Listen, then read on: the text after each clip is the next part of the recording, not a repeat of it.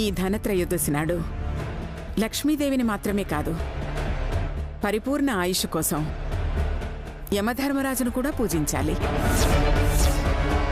బియ్యపిండితో చేసిన ప్రమిదలలో నిలువు ఒత్తులు చేసిపెట్టి నువ్వుల నూనె పోసి దీపాలని వెలిగించాలి.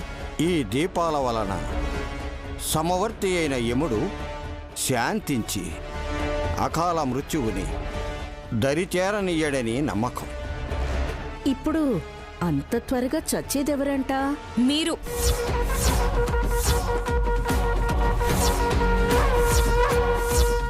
ఆపద ముంచుకొస్తున్నప్పుడు నైనీకి తెలుస్తుంది, కానీ సూచనప్రాయంగా తెలుస్తున్నప్పుడు వెంటనే గుర్తించలేదు.